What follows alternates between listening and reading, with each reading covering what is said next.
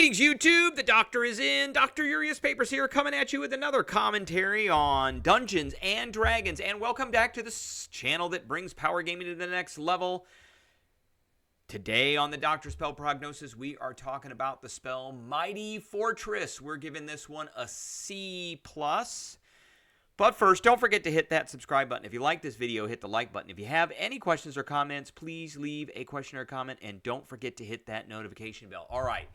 8th level spell that is only usable by wizards, but warlocks can get this with Mystic Arcanum, and bards can get this with Magical Secrets. This is not a spell that you are going to be casting in combat situations, but you could be casting this in near combat situations, or you could be casting this as a story or adventure element of your campaign.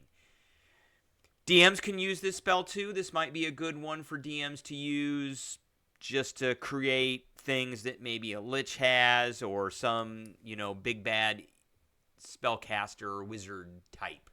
All right, so it's an 8th level spell. The casting time is 1 minute. It has a range of 1 mile, which is a massive range. So you could cast this, as long as you can see for a mile, you can cast this pretty much anywhere you want with some restrictions.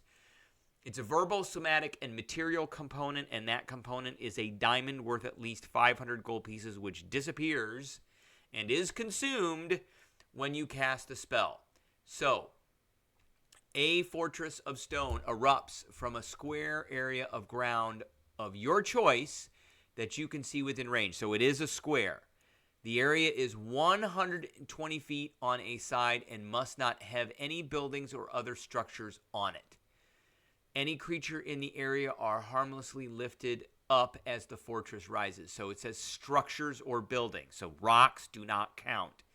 Rocks are natural. They're not structures. Buildings are structures. For the most part, those are almost the same thing. Like a pyramid would be a structure, that kind of thing, something man-made. Now, it is 120 feet on a side, so you have to have that room. And you can't really make this any smaller. So the fortress has 4 turrets with square bases, so that's towers, on each corner. Each one is 20 foot on a side and 30 foot tall, with 1 turret on each corner. The turrets are connected to each other by stone walls that are each 80 feet long, creating an enclosed area. So 20-foot tower, 80 foot long, 100 feet, and then another 20-foot tower is 120 feet.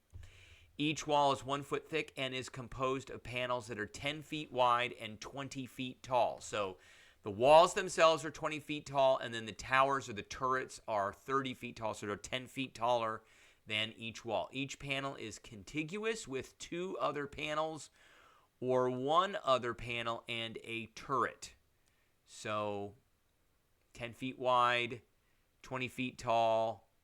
You can place up to 4. I don't know why they all have that in there, because basically it's just 1 wall with the turrets. It's got to be square, because it says it's got to be square.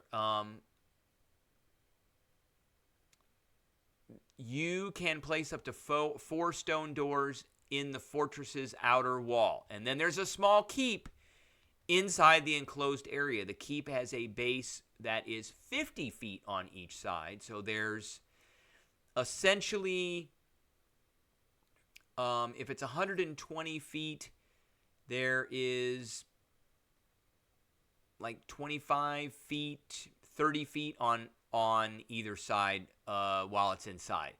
It has 3 floors with 10-foot high ceilings. Each of the floors can be divided into as many rooms as you like, provided each room is at least 5 feet on a side. The floors of the keep are connected by stone staircases. Its walls are 6 inches thick, and they give these thicknesses because there's some hit points that are associated with that. And the interior rooms have stone doors or open archways as you choose. The keep is furnished and decorated however you like, and it contains sufficient food to serve a 9-course banquet for up to 100 people each day. Food, furnishings, and other objects created by the spell crumble to dust if removed from the fortress. So you can't take the stuff out.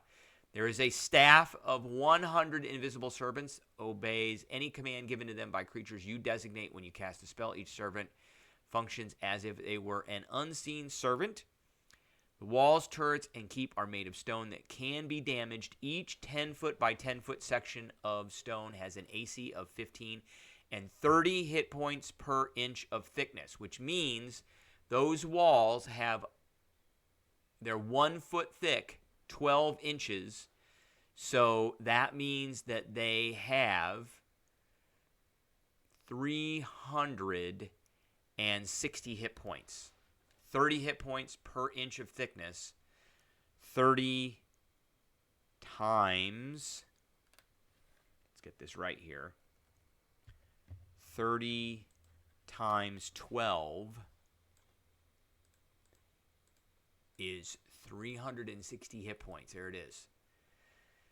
So it is immune to poison and psychic damage, reducing a section of the stone to 0, which is going to be really hard, destroys it, and might cause connected sections to buckle or collapse. So here's the big thing. After 7 days, or when you cast this spell somewhere else, the fortress harmlessly crumbles and sinks back into the ground, leaving any creatures that were inside it safely on the ground.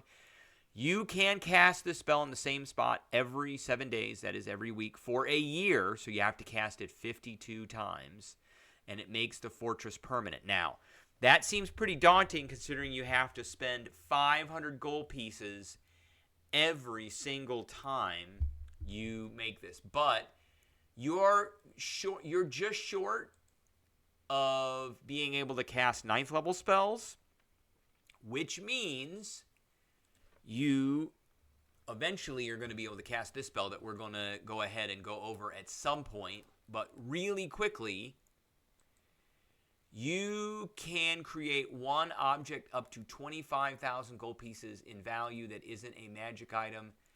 And so you could create so you could create a 500 gold piece gem every week with Wish and then cast this spell. And that's the standard. That's one of the standard uses of this spell. That doesn't fall into the below. So there is that, and that makes this very doable from a logistical perspective or monetary perspective. So I do want to talk a little bit about some of these other spells, because Mighty Fortress is like the king daddy. It's the big brother for spells like Mordenkainen's Magnificent Mansion and Temple of the Gods. I think for parties to use this spell, they would, it would have to make logical choice, or maybe they are going to be making a permanent structure for the party to exist in, and then that means they would have the means to make this permanent. Maybe you're defending against an invading army. You want to put it in a strategic place. Maybe there's a valley or a chasm that's 120 feet wide or 130 feet wide or 140 feet wide, and you want to put this thing there and stop it off, and that way you're blocking a avenue into a certain place. There are lots of uses for this particular spell. Now remember, Mordenkainen's Mansion only lasts for 24 hours, and it's invisible. We've gone over this spell before. It costs 5 gold. It's got food. It's got a transparent staff, just like this spell. But this one you can see. It's not invisible. And then there's Temple of the Gods, which is the cleric version, which a temple must fit within an unoccupied community up to 120 feet on each side.